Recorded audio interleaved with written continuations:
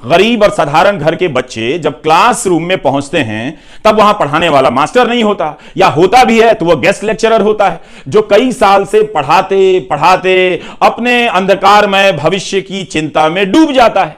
उसके भरोसे आपके बच्चों का भविष्य टिका है। यह सब इसलिए हो रहा है ताकि आपके बच्चे जहां हैं वहां से आगे ना जाएं, बल्कि आगे जाने का सपना दिखाकर उनकी जेब से कुछ और पैसे निकाल लिए जाएं, जैसे सड़ी हवा दिखाकर आपसे एयर प्यूरिफायर के पैसे निकलवाए जा रहे हैं। जो पढ़े लिखे हैं और जिनके पास पैसे हैं वो जानते हैं कि यहां के विश्वविद्यालयों में कुछ भी नहीं रखा है, तो वे निजी विश्वविद्यालयों में लाखों की फीस देकर अपने बच्चों को बचा ले जाते हैं। ठीक उसी तरह से जैसे शहर की हवा सड़ गई है मगर घर में एयर प्यूरिफायर लगा लेते हैं। जिनके पास कुछ अधिक पैसा है वे पेट और जेब काटकर दूसरे देश में पढ़ने के लिए भेज देते हैं।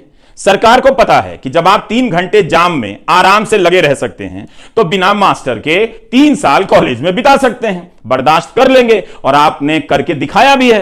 केंद्रीय विश्वविद्यालयों, आईआईटी, आईआईएम जैसे संस्थानों में शिक्षकों के 11,000 से अधिक पद खाली हैं, लेकिन देश का काम चल रहा है। यह संसद में सरकार का जवाब है।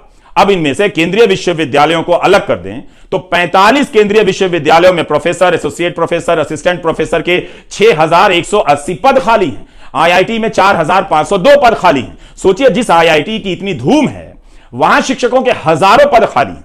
उम्मीद है वहां के छात्र अपने व्हाट्सएप ग्रुप में मां बाप को लिखते होंगे कि नाम का ही आईआईटी है, पढ़ाने वाला तो कोई है नहीं।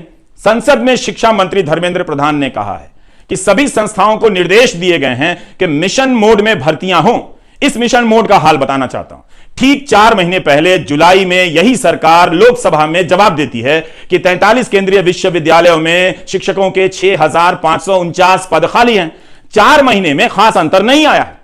इतना तो नहीं कि लगे कि मिशन मोड में भर्तियां हो रही हैं। 6,000 से अधिक पद खाली हैं और भरे जाते हैं 369 के करीब। तो यह कैसे मिशन मोड हो गया?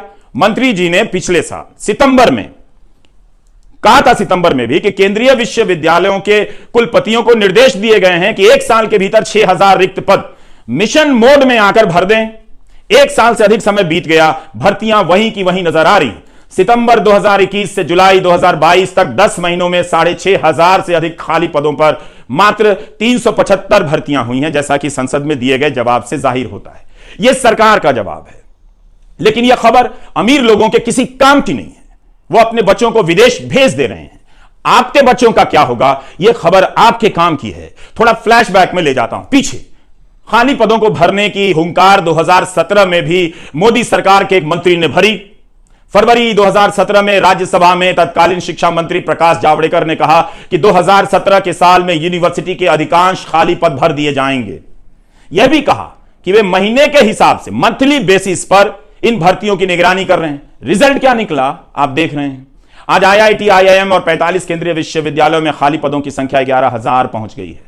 तब मंत्री ने बताया था, तब 2017 में 1 अक्टूबर 2016 को केंद्रीय विश्वविद्यालयों में खाली पदों की संख्या 6,080 थी। तब मंजूर पदों की संख्या 17,006 बताई गई। अब तो मंजूर पदों की संख्या भी बढ़ गई है, 18,969, मगर खाली पदों के भरने में कोई बहुत बड़ा बदलाव नजर नहीं आता। उस साल जावड़ेकर ने कह दिया, पिछली सरकार के दौरान 6-7 साल भर्तियां नहीं हुई, इसलिए खाली पदों का बैकलॉग जमा हो गया है। मगर मोदी सरकार के 8 साल बीत जाने के बाद भी हाल वही नजर क्यों आता है? पिछले 5 साल का दोष गिना रहे थे, क्या अब 8 साल का हिसाब देंगे? आपसे मांगा जाए, कौन मांगेगा?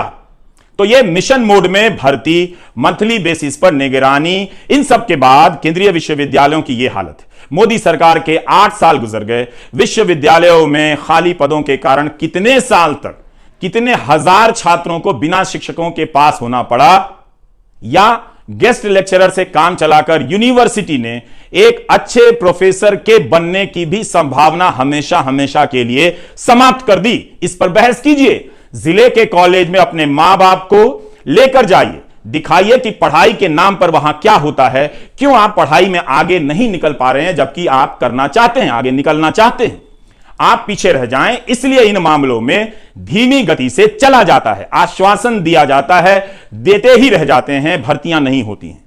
अपने जिले के कॉलेजों का हाल ईमानदारी से देखिए, लिखिए, सांसदों को बुलाइए, उनसे बात कीजिए।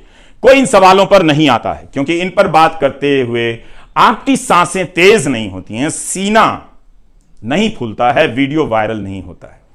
अगर यूट्यूबर अपने अपने जिलों के कॉलेजों का हाल बताने लग जाएं तो समाज और सरकार के सामने खस्ता शिक्षा व्यवस्था का विशाल फीडबैक तैयार हो जाएगा।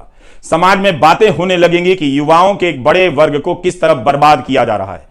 एक समाचार यह भी है कि गाजियाबाद पुलिस ने 8वीं और 10वीं पास कई छात्रों को गिरफ्तार किया है। ये क्या कर रहे थे? ये अमेरिका के 500 लोगों से 200 करोड़ की ठगी की है इन्होंने, ऐसा आरोप है। तो याद रखिएगा, जब आप अच्छे कॉलेज की बात करेंगे तो नेता हिंदी की बात करेंगे कि हिंदी में पढ़ाई होनी चाहिए, हम उसमें लगे हुए हैं।